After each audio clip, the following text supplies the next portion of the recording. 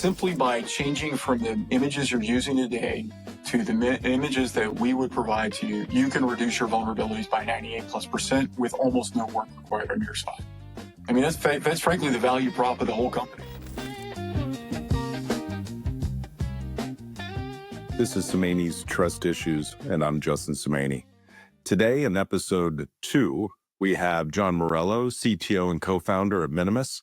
Minimus is really driving a preventative control in the container image space by stripping down and minimizing the amount of code and capabilities in those container images that we're using in almost all of our production services.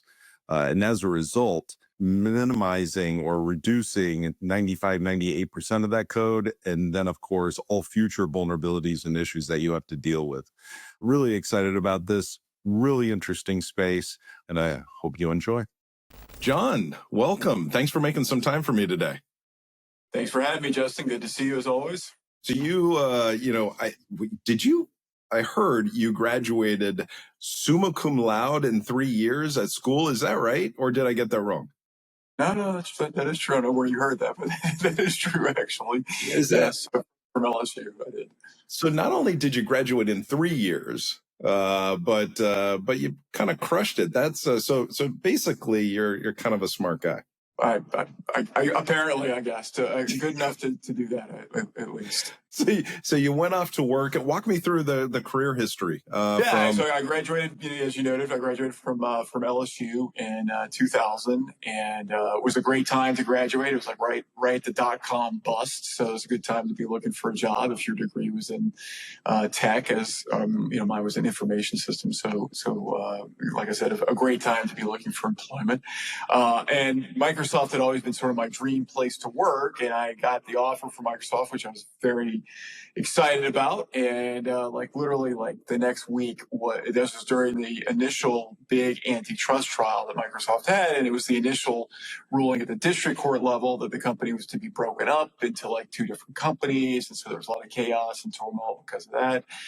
But in the end, that's where I ended up going. An interesting story with that, it was at the same time, the other offer that I considered very much when I graduated I thought was way more stable than Microsoft, which seemed, again, very sort of risky given the antitrust scenario, was doing internal security red teaming stuff at this very well-respected Big Four or Big Five at that point consultancy, working for a client that was seen as somebody that was completely changing the business world, and really was looked at as this shining star.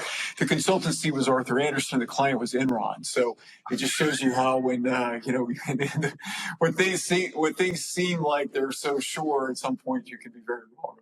But anyway, I was at Microsoft for 14 years. I did a bunch of different things at Microsoft. I started out doing literally phone support for the first year or so. And then I was a consultant for I guess about 6 or 7 years or so. And then I was in the product team for the remainder of that. So worked on some really cool stuff as a consultant, did a variety of secure things at the White House and throughout the Intel community and so forth. And then went to the product team, worked on Vista and 7 and Server 2012 and 2008. And actually what was called Red Dog at the time and became Windows Azure, and now, of course, Microsoft Azure. So a lot of good things like that. Wow, you were there during the heyday over at Microsoft, right? And I think they started doing, they were doing, if memory serves, I think Mark Curphey was there at the same time, or roughly at the same time when the application security threat modeling was developed over at Microsoft. Is that right? Trustworthy computing. Actually, I really remember that well. There was an email from Bill Gates, who was no longer, a lot of people think Bill Gates was the CEO at that point. He had not actually, in 2000, he became just the chairman and chief software architect. Ballmer was the CEO, actually. But Gates had sent out this email to literally the whole company. It was right after we shipped XP, there was I think it was Slammer, or I don't know, it was Blast or whatever. It was there was a bunch of these very, visible, aggressive malware that impacted them. And it was a huge loss of faith for the company, and deservedly so. I mean, it was extremely disruptive and so forth. And so, at the time, like Gates really, he literally stopped all development. Everybody went through this training. There was massive amounts of like training that was delivered to everybody, even salespeople and technical like sales field people. Everybody got like very intensive training. In fact, one of the things I did, this would have been, I guess, about 2005 or six-ish, was actually delivered a lot of that training to the consulting teams and field sales teams and so forth about that. It really had made a huge impact. It was a very marked difference over the next, probably 8 or 10 years of Microsoft in terms of the quality of the software that was released.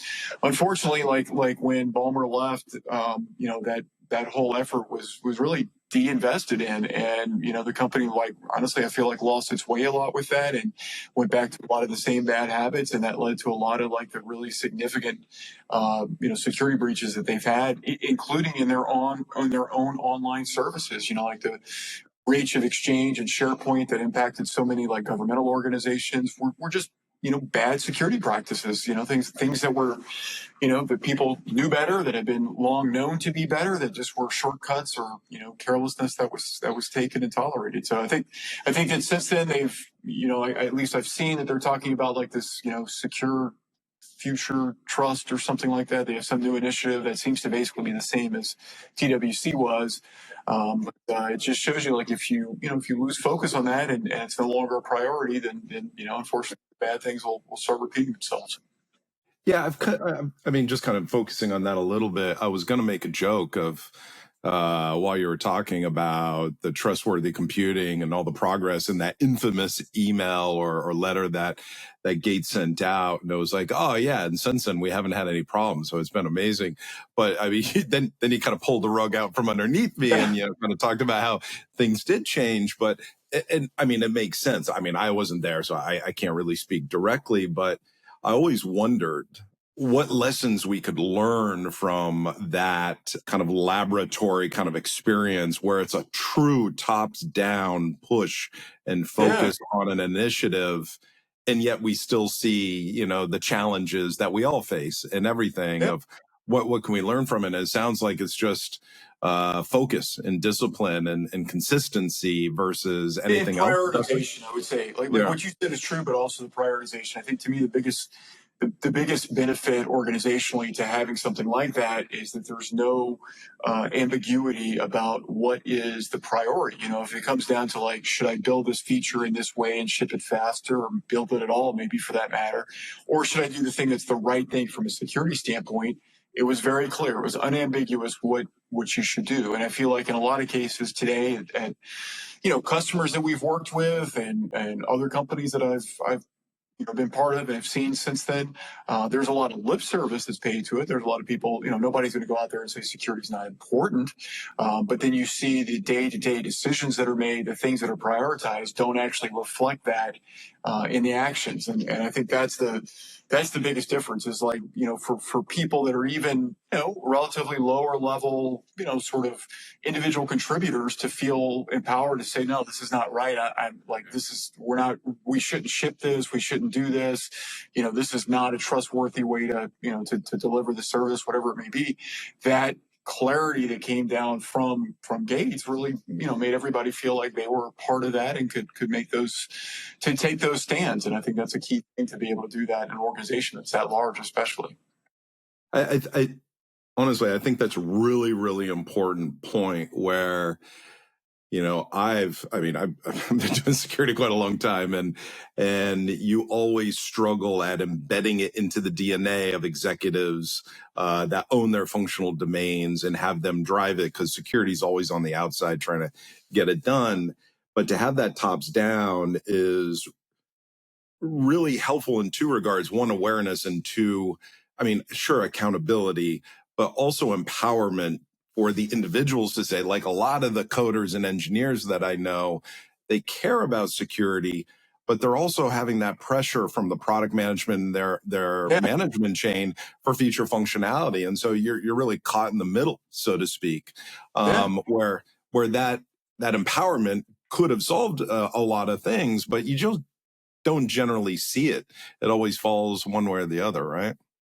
Yeah, no, that's true, right? And that's why I think it's got to be something where it's not just the occasional speech that somebody gives or email, but it's like a genuine cultural change, and that it's supported throughout the organizational hierarchy. Yeah. So you went there and you did a startup. What made you do a startup? You were bored, or what was the Well, backstory there?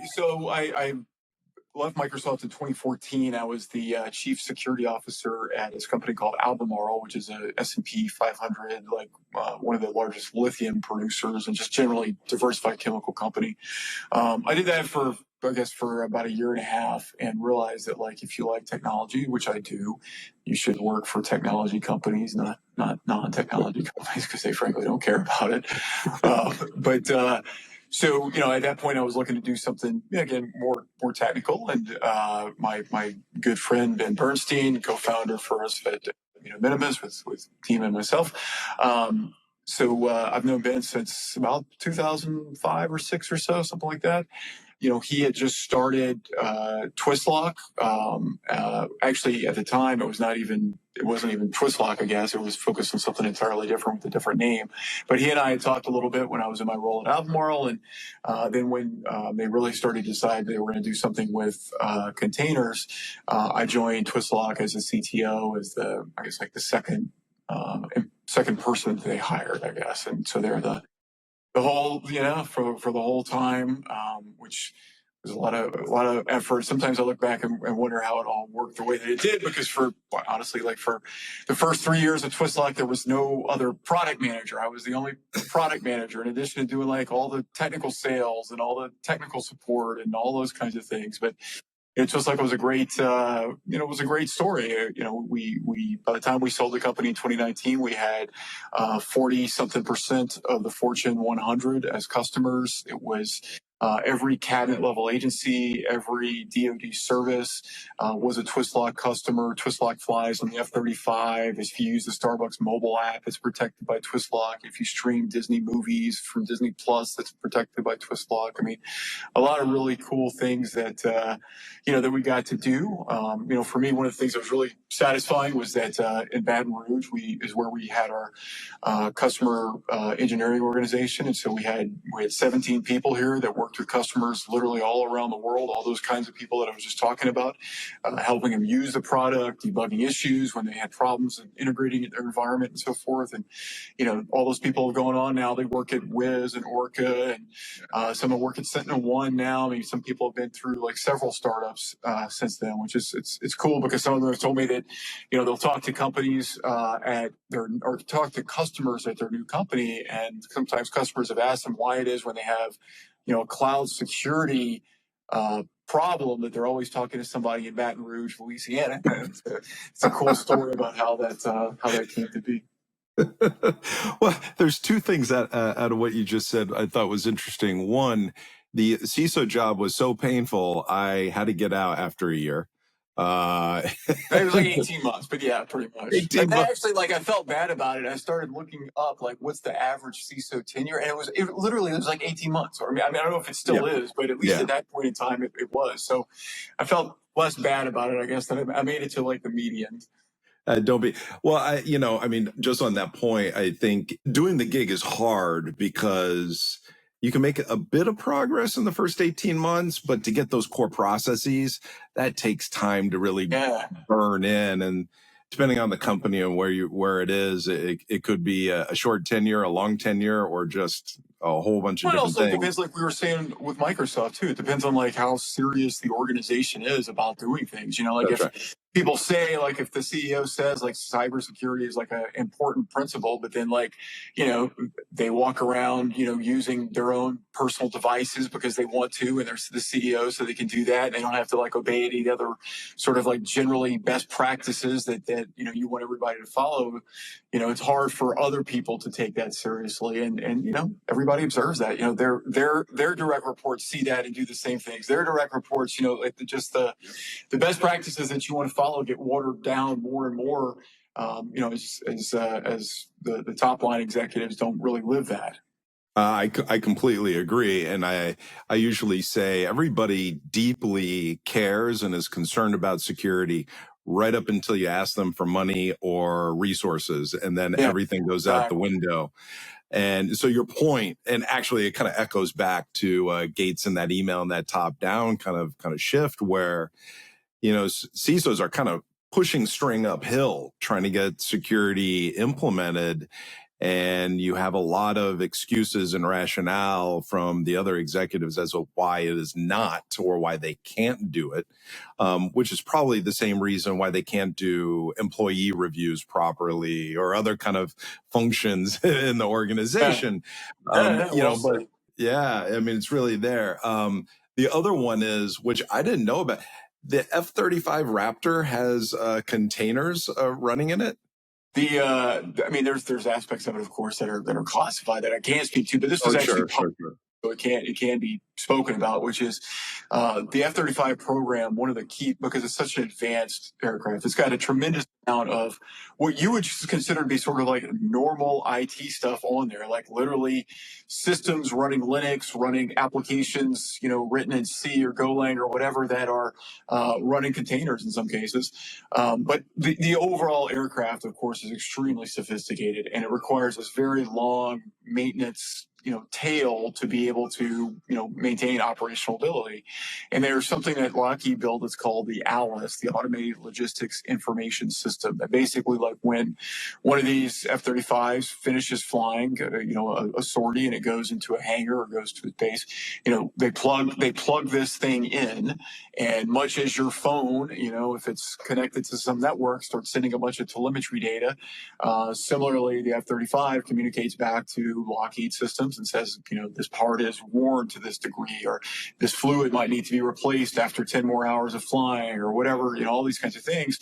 And Alice goes through and actually decides, okay, well, there's this many parts of this nature that need to be sent to this base because they're going to be needed over the next month or whatever. And that whole supply chain, as you can imagine, interacts with all kinds of other external systems. And that supply chain, Alice, that's the unclassed part that at least I can speak to about where Twistlock. That's pretty nuts. I mean, I grew up military. And so, while I would never say I'm an expert, but, I spent a year on an Air Force base with mostly F-16s and others, always been deeply fascinated by the complexity of those things. And then the logistics of doing any sort of engagement is just mind-boggling complex, and you have proper professionals. So I'm not surprised, an organization or a strategic integrator or, somebody of that sort has those systems. That's pretty cool. And so, you kind of wrap things up at, Twistlock, and you said, hey, let's rinse and repeat. Let's do something else. Or what was So the journey? we sold Twistlock to Palo Alto. We were in Palo Alto for 3 years. At least I were there for 3 years. Ben ended up going to Iconic for half of that time, I guess, the last half of that. So I ran the product for Prisma Cloud. I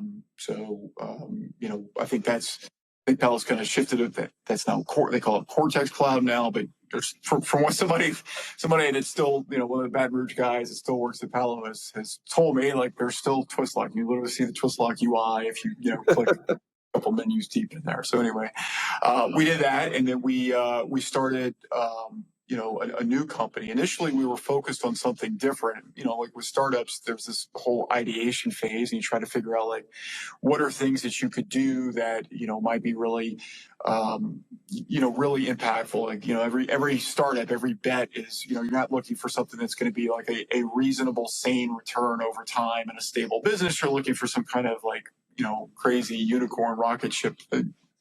And so one of the ways to do that is to try to see, like, are there ways where you may want to take a technology that's used in one area of the world and apply it to, like, security, for an example, and see if it's able to solve problems there. And so we did that. There's this technology called process mining, which is used for a lot of, like, kind of like CFO type functions, like looking for waste and inefficiencies, and in the way that companies like manage materials and revenue and orders and so forth. And we thought, could you apply that to security and be able to find inefficiencies in resolving vulnerabilities and threat mitigation and so forth. And it worked technically, but I think the biggest thing that we learned, talking to a lot of customers about that was CISOs are already, and just security organizations, security parts of the organization are already so overwhelmed with alerts and warnings and things telling them about all the stuff that's bad. You coming and saying like, hey, this vulnerability that's been open, this critical vulnerability that's been open for 186 days in your organization is because this team hasn't deployed the fix. Like most of the time they're like, well, that's great, but like, could you just like fix the problem or help avoid the problem? And so what we kind of move towards, and what Minimus is really trying to capitalize on the maturity of a number of technologies in the cloud, things that we know well from Twistlock days around containers, but containers combined with more sophisticated ways of automating building software, doing so at scale, delivering that software and testing it at scale, to be able to effectively do what I just said people ask us to do, which is instead of me getting an alert from Twistlock telling me that this Nginx image that I just downloaded has 5,600 critical vulnerabilities, could you just give me an Nginx image that doesn't have those vulnerabilities? And that's functionally what we are doing for literally thousands of different software components that we deliver as ready to run, just OCI compliant container images, but that because we are building them all continuously from source, simply do not have vulnerabilities. And when there are vulnerabilities, it's all software, right? Upstream will always have some vulnerability that gets created or that gets discovered in the future. But when there are vulnerabilities, we will be able to fix those vulnerabilities for you and deliver a ready-to-run updated container image that includes that fix within hours. And that's a fundamentally different sort of model than most people have ever worked in, not just in containers, but think about like, in your own careers, you've dealt with vulnerabilities on, servers and desktops and whatever else. I mean, like, it's fundamentally has always been like this never-ending treadmill that you never feel like you get ahead on, right? You find something, it might take you months, if you're doing it really, really well, maybe a month to fix that and to roll it out. And then by the time there's been two others that have been discovered, right? And then the cycle never ends with it. What we're doing here is saying if you just simply utilize the images that we're building from literally the same source that, that the normal Nginx or Postgres or, CUDA or whatever it is, whatever that application is, we're building it from the exact same source. We're just being really purposeful, not including other extraneous things in it to begin with. And we're building everything in that image, not just kind of the name brand thing, the Nginx that you're, pulling, but all the smaller components, zlib and OpenSSL and all the other things that might go into supporting and making that work. We're building that continuously, literally daily from source. You know that if you use the image that we give to you, not only does it have 0 or near 0 CVEs when you start, but that the mean time between vulnerabilities is much, much longer. So instead of this being like this treadmill that you never get off of, you can actually say, I'm going to start with this. I don't have any vulnerabilities. I might not have any vulnerabilities for literally months in a lot of cases. Maybe I'll have a new one. I have to pull a new image and deploy it. And, then I don't have vulnerabilities again for another month or 6 months or whatever it might be. So it's a really dramatic reduction, of course, in the amount of work that people have to do, and the amount of risk that they're under. And that's one of the things that's cool about this. I've worked on a lot of security products over the years. It's the first thing that I've ever worked on that I'm even aware exists, in which if you just simply use the product, you have less warnings and alerts and noise and work to do. Usually security products are exactly the opposite. This one, you buy it, you use it, like the red things on the dashboard goes down. And that's a really cool thing. Well, and I'll jump into questions about how, but it does kind of remind me, if I go back to the beginning of my career where, we had waterfall methods of deploying assets, servers, hardening, creating that base image, that gold image of that server. And then we might even get a little bit fancy, and especially in the Microsoft, think on 95 or XP, you can make the kiosk mode. You can strip out a whole bunch of capabilities into that. But what it did is it just removed all of the junk that you were never going to use to begin with. I think of the biggest annoying silliness was the LPD, the line printer demon on workstations. Why do you have this? And it's just and there would be vulnerabilities popping up all the time, and just stripping those out. But since we've moved into, I would say, moved from client server into client cloud, for lack of a better explanation, and move it into agile with that whole different containerized development process. We've been on our heels on insecurity. And so what you're talking about is really getting back to that. How do I create a minimized, no pun intended, or maybe it is intended, but minimized image that is really a reduction of the surface layer of potential issues. So that's kind of what I'm hearing. Is that fair? Yeah, but I would actually like a little bit.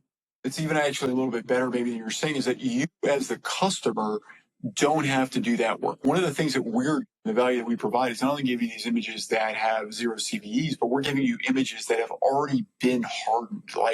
And we do that in a provable way. So like when you get the image from us, every time we build that image, like literally every day, we are running it through a battery of tests for things like state compliance and CIS benchmarks and NIST SP 800-190. And every test we run, we show you exactly what we run. We show you exactly what the results are.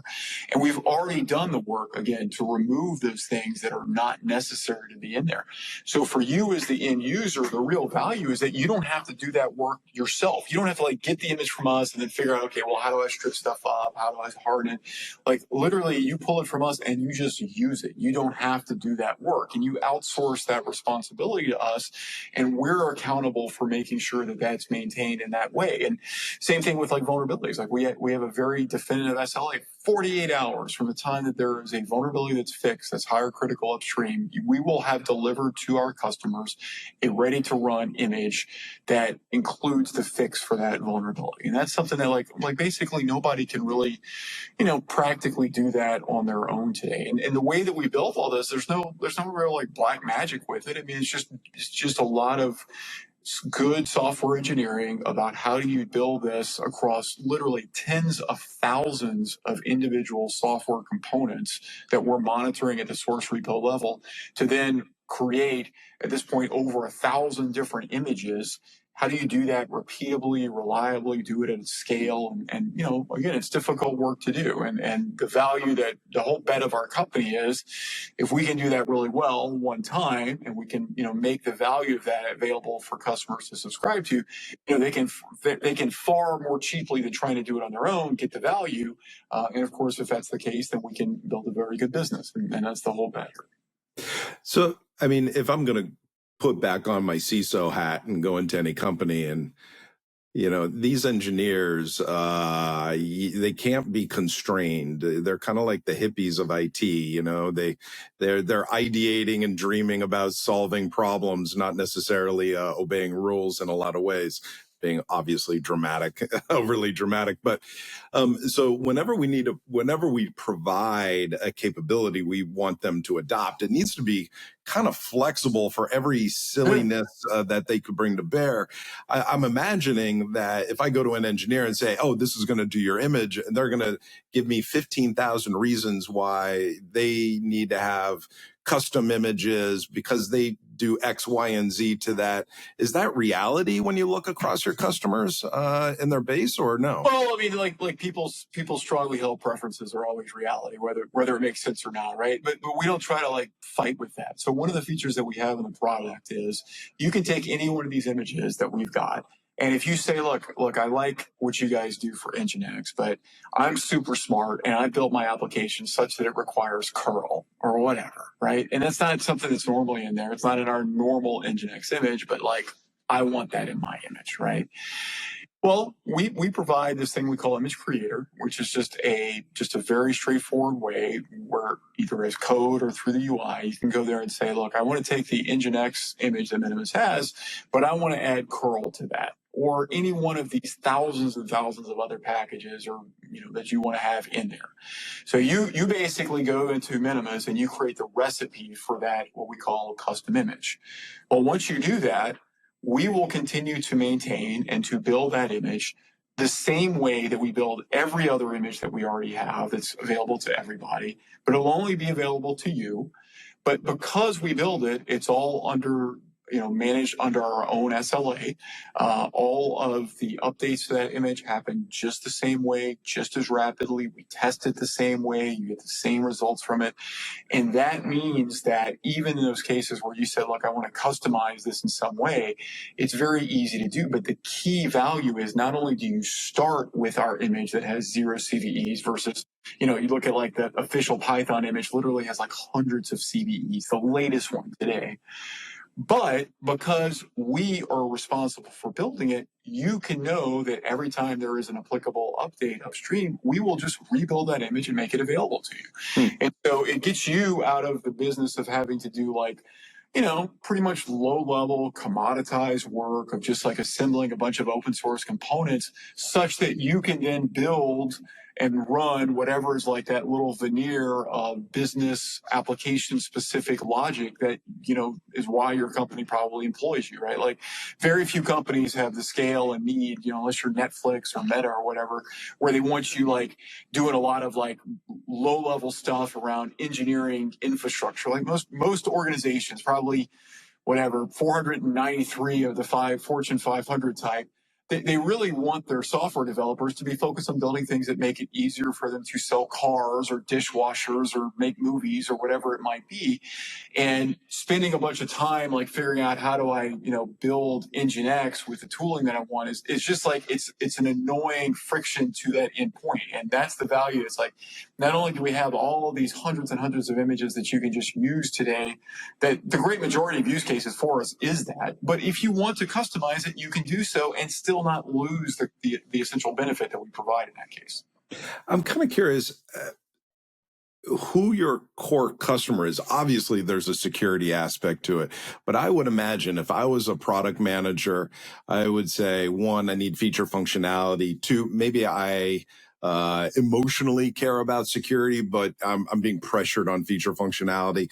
And then, of course, how the hell do I get these security people off my back? Yeah. Because they're constantly giving me false positive static analysis kind of results, et cetera.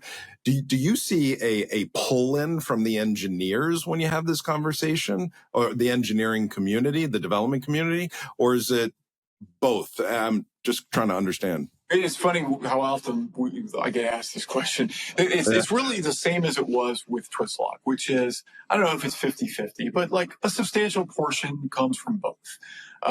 So sometimes, you might encounter an organization where the security team is frustrated that like they just can't make any progress on these things that they're being held accountable for, like vulnerabilities, because, developers just are unwilling, unable, lack the time or skill or whatever to actually like fix some of these problems. And so they want to bring us in to say, look guys, if you just move to these images, then we can avoid this, this problem. We don't have to harass you about it and so forth. So sometimes it's driven by the security team. Other organizations, the platform engineering, DevOps, SRE, whatever you want to call them, the people that are actually deploying, building on these images, those people sometimes are sick of hearing from the security team and being told about all the naughty things they're doing and, being harassed about all these issues. And, they're frustrated and they just want to be able to, again, build some software that helps their organization achieve its mission, make more money, do whatever it's supposed to do. And all of these like annoying, updates to images and vulnerabilities that are being discovered is just impediments towards that. So they want to say like, look, I just want to buy this so I don't have to deal with all that noise in the future. Usually, honestly, like depending on which one brings us in, almost all the time, there's somebody from the other group that eventually gets involved before like the customer buys it and moves forward, because you need the two teams to really work together, ultimately to be able to get the full value from it. But like I said, it's a lot of people come from both sides of it because they have similar, but not exactly the same kinds of needs that we can help with. Yeah, no, I mean, that makes sense. Anything on AppSec was kind of, it was more of a building a community to kind of really tackle something versus, I mean, even like firewalls or endpoint security, like malware defense, it was a lot easier. It's a lot simpler, more direct in regards to. And so AppSec was always challenging in that regard of, how do you get that end state when you have communities that are a little bit harder to corral. And whenever we had a win-win, hey, I will not talk to you or bother you if you do X, that was, and exactly. set up their deployment scenario. That's right. Yeah, and you're talking, I would imagine, and maybe this is probably best suited a question. If you're stripping down the components of an image, you're probably minimizing the operational overhead of that asset in a runtime state, right? And so that's a win-win from an engineering standpoint. Yes, absolutely. Yeah, I mean, our images are typically like about 80 to 90% smaller. So it's like 10 to 20% the size of sort of the official image, because we just include less stuff in it. And so because of that, like, the images are much faster to deploy. They require less storage space. They require typically less memory and compute resource to run. Yeah. I mean, there's a lot of benefits to it beyond just the security aspect. That's amazing. What does a deployment look like in a typical customer generically? Yeah, I mean, it of course it depends on the customer and what their preferences and priorities are. But in general, usually what will happen is there'll be some team that starts using these images for some particular part of their environment. So maybe they have, some organizations might split up their environment by like a business unit. Others, maybe they do it by like an application that they build and run. Others, maybe it's just one team that runs all of like the cloud infrastructure and apps for the organization. Basically, what will usually happen is they'll start saying like, okay, what are the most kind of the most troublesome container images that we have, the ones that have the greatest risk, the most CVEs, that cause us the most grief. And I always encourage people to start off with those because you see immediate benefits with that, right? So like if you have something that's responsible for 40% of your CVEs and it's just this one application, like let's go and fix that thing first, and you see the benefit, and it's like very clear, and everybody gets very motivated to say, okay, this works great for this. Like let's do, maybe it's a little bit more work because there's no longer one big 40% thing. There's a bunch of things that are 2 or 3% or whatever. Then you have like the momentum to go and do all those others. But the technical work that's required is really quite trivial. For most people, if you are building an application on top of like Golang or Node or whatever it might be, you might have a CI job that starts off building an image that says from docker.io/Python. And you would just change that to say from reg.mini.dev/Python. And that's it. Like literally it can be that easy. Similarly, if you're running like some kind of infrastructure, Redis or Postgres or Nginx or etcd or whatever, your Kubernetes deployment manifest, you might have like a line that says this image is docker.io/Nginx, and you would change that to reg.mini.dev/Nginx. And that's it. One of the key things that we always focus on is that our images, while we are being minimalistic about them, there is a degree of balance that we always want to have. Like if you could make something that's super minimalistic, but that doesn't work in the way that people normally expect it to, and is really of no value to anybody because they can't deploy it because it's going to break things. Our goal is to always give you as minimal an image as we can, but one that works the way that 99% of people anticipate it's going to just work. It's going to be compatible with the applications, with the tooling that they have. And the guidance that we've always given, like the engineers as they create these images, is you should be able to follow the same getting started documentation instructions for, setting up, running this image that you would find for the official image. You should be able to use that against the Minimus image without any changes.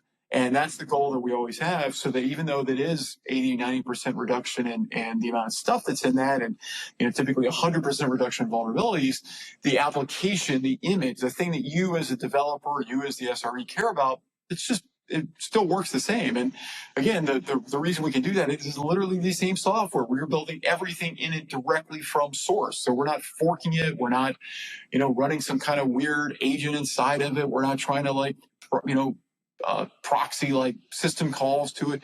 We literally just have less stuff in it, and we service that stuff very continuously.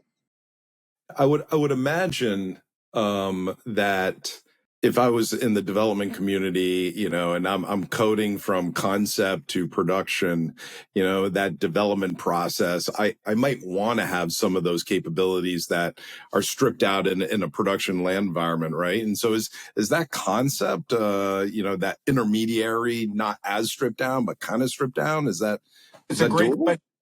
There is. So every time we create, every image that we have, so for example, let's say like Python, we have what we call the production version of that image, which is the most minimalistic thing. It's like the Python runtime and the things that are required to support that. But it doesn't have maybe like pip and other tools that you might use to install Python application components or do debugging. It doesn't have a shell, for example.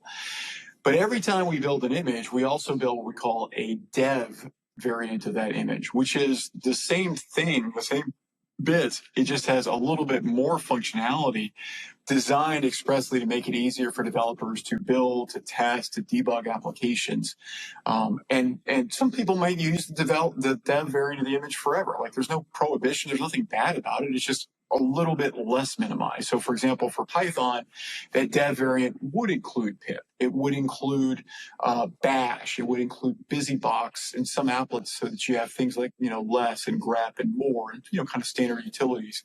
And basically the idea with the dev variant is that it gives you a little bit more functionality, so that you can do things like build applications, you can debug applications using just kind of the normal tooling that you might expect to have in there. But it's built continuously every day. It's built from the exact same source. It's not, maybe it's not 80% reduction, maybe it's 75% reduction or something in the amount of components that are in there. But the day that you get it, it will have 0 CVEs. The only sort of security disadvantage really with it is because there's a little bit more stuff. That mean time between when a vulnerability might impact that might be a little bit shorter. Maybe because there's a little bit more stuff in there, instead of having a CVE that comes every 6 months, you have one that comes every 4 months or something like that. Yeah. But it's still a dramatic improvement relative to the official version of a given image that includes far more components and has a far, far shorter mean time between vulnerabilities. If I think about the most pain in the butt environment, whether that's a DIB environment, defense industrial base, which I'm considering our previous conversation, I'm sure you know a lot about, or financial services or classified environments. You've got air gap environments. You've got, now we had talking about SBOMs. You're stripping it down. How am I going to figure out the SBOM process for that system assurance lifecycle that I have to report on? How do you guys think about that or solve that? Well, that's something that we try to build in from the beginning. Again, to me, the value is, if all we did was give you images with less stuff and longer time between vulnerabilities, it's beneficial, but it's not the full value of what we can do. So we do a few things that are relevant to that question. The first thing is everything that we're building from source, we build in a SLSA 3 compatible environment. So first of all, we're following up all the best practices for the build environment for the components that we ultimately ship in the image.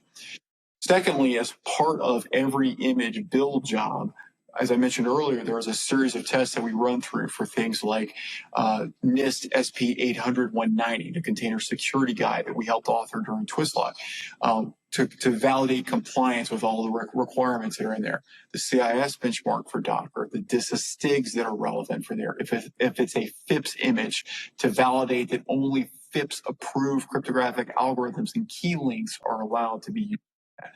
We do that all in a provable way. And where it's possible, like with Stig, we provide those format, like the output of that in standard open formats like XCCDF, so you can consume that into whatever tool that you might use to manage compliance and accreditation. Then at kind of the end of that whole cycle, when it's like, okay, these are the images I want, they're built the right way, there's attestation. One thing I didn't mention is after all that occurs, we create and sign the entire image, but we also create and sign the SBOM for all the components. So you can just pull with standard tooling like cosign and jQuery. You can see exactly every version of every component that's in there. So then you say, okay, well, this is great. I want to use these images, but my environment doesn't really have internet access or doesn't typically have internet access. We have a full ability for you to self-host these images in whatever registry you already use, including entirely air-gapped environments in which we go through a very straightforward process of saying like, okay, let's synchronize these to like local temporary attached storage, move that into some environment connected to that air gap, reanimate those into the enclave, serve the images out from there. And even if it's not like a fully air-gapped environment, most corporate environments don't, or at least I would hope shouldn't, have unfettered internet egress from their production environment. Hopefully you have some controls. You probably have your own official approved registry. And so we can get these images into that registry. So you can keep using Artifactory or AWS ECR or whatever it might be. Great, keep using that. We're just going to make sure that our images are preemptively positioned in there so that you can pull these Minimus images from that location too. So I have to ask, I don't think there's anything that I'm aware of, like an incumbent competitor, but there obviously are competitors in the space. How do you differentiate? If I'm a buyer and I'm sitting there going Minimus or somebody else, what is the differentiation? I mean, there are other competitors that are in the space. I think that's indicative of it being a healthy, viable market. Honestly, if we were the only people doing it, and probably would not be a sign that there was a lot of potential there. But the things we try to differentiate on is having a really complete, comprehensive approach to compliance, not just a couple of standards, but the whole way I was describing it, making just like a core part of the way that we build, to do in a provable manner, to have wide variety of compliance standards that we test for and validate against. That's one. Another thing is we have first-party support for Helm charts. So people, lots of organizations that deploy complex applications on Kubernetes prefer to do that as a single chart. We provide not just the images that you can put into a chart yourself, but the actual charts ourselves, where we manage all the version compatibility and all the components that are in that ourselves.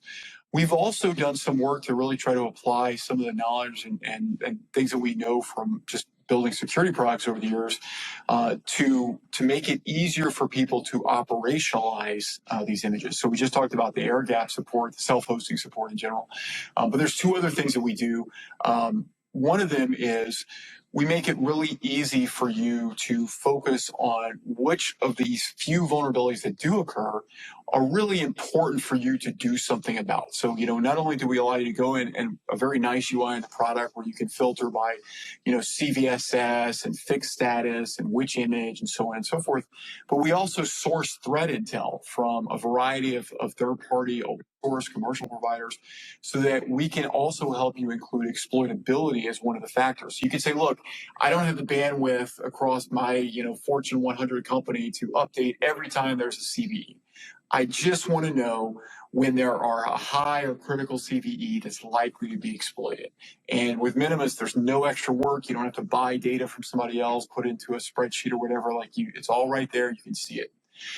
The other thing that we do that's really powerful is a feature that I totally copied from a feature that we created for Twistlock, which is the actions capability. Actions are just really simple integrations that are built into Minimus already that allow you to connect to the things that you already use to manage your environment. Things like GitHub, Jira, PagerDuty, Slack, webhooks, etc., that allow you to do really simple but powerful things to integrate these images with those tools. So for example, you can go in and create an action that says, when there is that vulnerability, that is a critical vulnerability and is likely to be exploited that impacts any one of these database related images, I want you to send a Slack message to the databases team's channel. Or when there is something that meets that criteria, I want you to open a GitHub action or GitHub issue and apply it, assign it to this team. Or if I want to drive automation, what some of our customers do is anytime there's an update to Python, I want to kick off a GitHub action to rebuild and run my test on the new version of the Python image so that, maybe we're not saying we're going to automatically deploy it, but you want to be able to know that, okay, if there's a new image that Minimus comes out with, the next day, I've already pulled it, I've run my test on it, and there's some SRE that can look at it and say, look, all the tests passed, we can go ahead and deploy this right now. So actions are a really simple built-in way that enables you to take that knowledge we have of the state of the images, the vulnerabilities, exploitability, and integrate that. Basically, you calibrate the thresholds you want, and then we just are continuously seeing when those thresholds are met and sending those signals to the tools that you're already using today. So those are things that we do that are unique, that really make it a lot more accessible for people to be able to take advantage of what these images offer to them. So we're running through quite a bit on the product side, and I think we're kind of exhausted almost all of it. And happy to add in, of course, anything additional, but I think that's like the 98% rule, for lack of a better word, right? I guess maybe one question, now that you've kind of gone out and you're in the deployment in customer environments kind of phase, what is the one or two thing that have been surprising in regards to the reality of their environments that has changed how you thought it, or anything that is fed back into that product lifecycle as you're designing the Minimus solution?